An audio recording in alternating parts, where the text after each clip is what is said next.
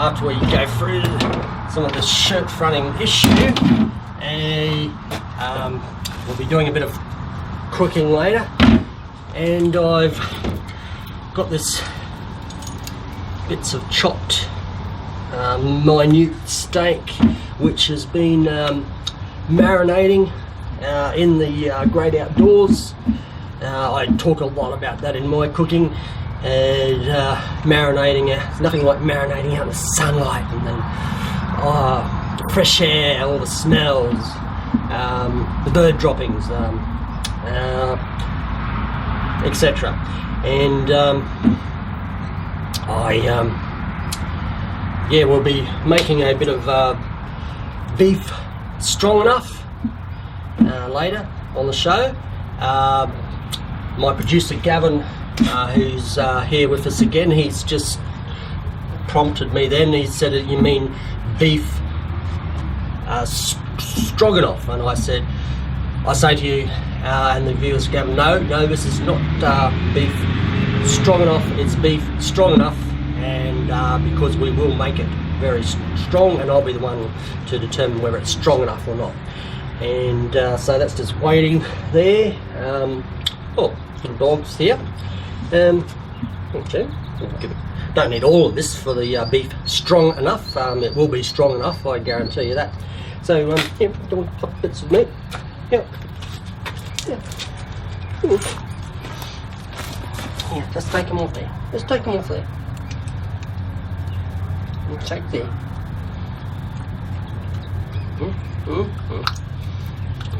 Yeah, that'll do. You need some for the strong enough. And of course, being the best cooking show ever, you'll notice, not like a lot of the other cooking shows, which are mainly pure entertainment factor, we do engage in utmost high standard of food safety on the show. And as you notice, that meat has just been eaten partly by the dog Kirsty there, and so the dog has contaminated part of the plate with the dog saliva. So a lot of people would just still use that in the cooking for plating up later, but here on this show we're not going to do that. As you note, the dog only touched basically this half of the plate. What I'll do is I'll ensure there's a buffer gap, distinct buffer gap between that half of the plate and where the dog touched the toe, and that'll be fine to use in our beef strong enough later. So anyway, let's get down to this issue of shirt fronting. Thanks, Gavin.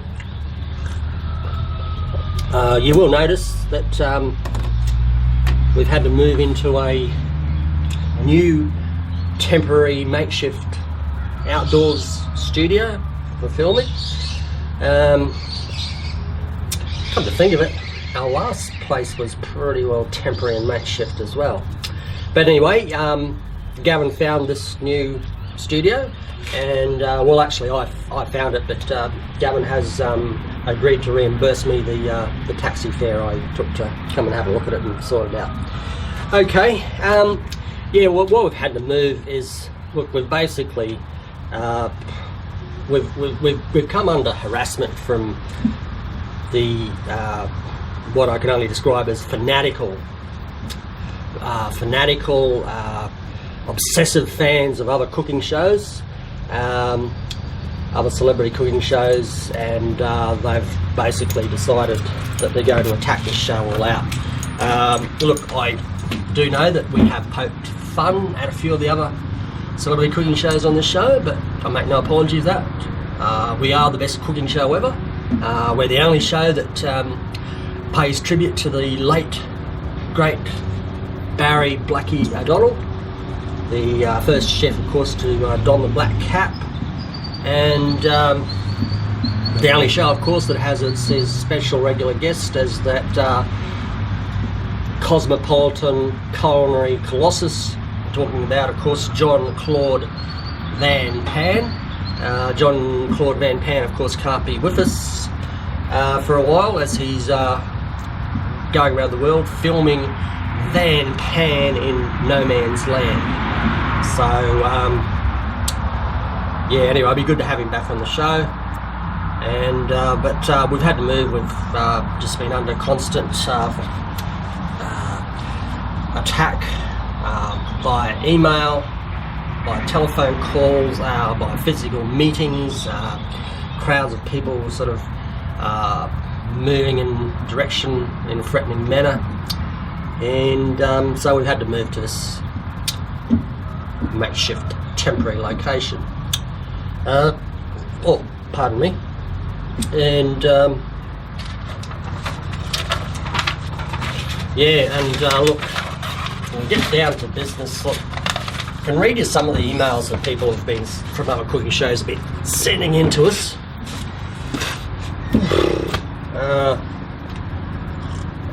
And these are the ones that are basically be able to be publicised on this kind of a show. Got my glasses. Thanks, Gavin.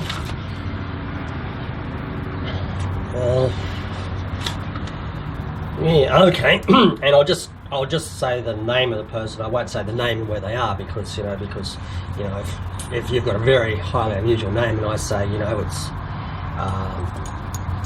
I don't know, Thaddeus from Kenmore, say, and basically if there's only one Thaddeus lives in Kenmore, people will narrow it down, sort of thing, anyway. You know what I mean? So Steve says, this is Steve's email, he says, I think it was the worst cooking show ever, and not only that, it is not the best cooking show ever, as I think the kids in the kitchen is better. Therefore, I have decided when I see you, I'm going to shirt front you. Yeah, well, anyway, look, Gavin, I always thought the Kids in the Kitchen were a pop band, I think in the 1980s in Australia. I don't think the Kids in the Kitchen are a celebrity cooking show, so I don't know about that, Steve, but you're entitled to have a go at shirt fronting me, but I think you should do a bit more research first. If you found anything as the Kids in the Kitchen, is there any celebrity cooking to that name, Gavin? Oh, you haven't looked it up. Yep, well, Gavin hasn't been as helpful as he might be, but I'm pretty sure the Kids in the Kitchen was a Australian pop band in the 1980s, fairly successful for a time, and I don't think it's a celebrity cooking show. I mean, they might have had some film clips of them singing in the kitchen, but I don't think they've been cooking in the kitchen. Anyway, we've got here Gordon. It says he just says I'm going to shirt front you. Then we've got Uric. And Uric writes, I'm going to shirt front you twice.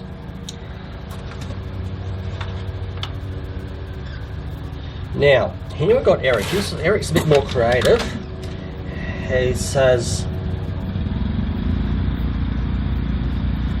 I'm going to get a large truck and run it over you and then reverse it back over you. He says, I'm then going to get one of those compaction rollers they use on the roads and roll over that with you. And finally, Eric says, and then I'm going to shirt front you. Well, probably I don't think I'll be up for a shirt fronting by then, after all you're doing all that to me, Eric. Now, here we go. Donna. Donna writes, shirt fronting is too good for you. I'm going to pants front you. Gavin, do you have a definition of pants fronting? Because I think we all know what shirt fronting is by now. No, thanks, Gavin. You haven't been as helpful as you could be. Anyway, I don't know about this pants fronting, but anyway, look, don't email me again on it. Thank you. Anyway, then we've got Clark writes, and he's going to train a pony to bite. He says, I'm going to train a pony to bite off your member using a dummy and carrots attached with honey on them, and getting the pony to bite off the carrots of the dummy. He says, I will then give the pony to you and it will bite off your member. And then again, Clark then says, after that, I'm going to shirt front you. Well, I think you might be better off sticking to the good old-fashioned shirt fronting, because if you've already emailed me and told me you're going to train a pony and give me a pony, well, I'm not really going to, you know, if you come to my door, Clark, with a pony to give to me, I'm probably going to direct you down the road to the local pony club. You know, I won't have room for a pony in the place I live for a start. And yeah, and I kind of get the suspicion that you've been watching a little bit of another TV show there too, Clark. But look, yeah, sort of some people are getting creative. There's, you know, trucks and there's ponies and pants fronting. We just don't know what that's about. Now we've got Lewis, who says he's a friend of Clark's. And he said, after Clark has shirt fronted you, he says, I'm going to get the dummy he used to train the pony on to bite it, which trained the pony on to bite off your member, and I'm going to drop the dummy from a great height on top of you. He says, I'm then going to ride the pony and get it to stomp on you. Yeah. Well, congratulations. Anyway, Lewis, other than Donna, who's a pants fronting type of person, yeah, the only one who hasn't mentioned shirt fronting or some kind of fronting. So yeah, so who's up, bloody right, it's my drink. Yeah, so there's been a lot of shirt fronting type stuff going around.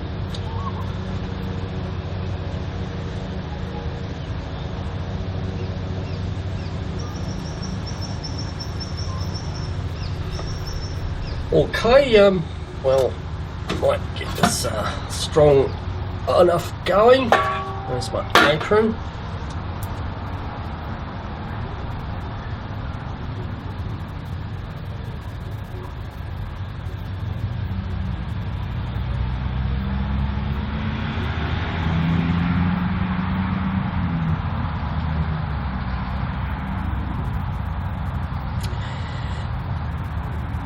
Yeah, I'm afraid, Gavin, I've got a message that's come through on the text, and there's a crowd of people, a mob basically, who have found our new location and are heading this way now. So anyway, Gavin, I suppose with your you've highly organised producer, you've probably got a contingency plan in place to have me whisked away in a fast sports car with darkened windows, and have a hotel with have a room in a hotel on the other side of, facing away from the street, with dark curtains and to protect my safety. I would be right there. No, you don't. Okay. Well, what is the plan?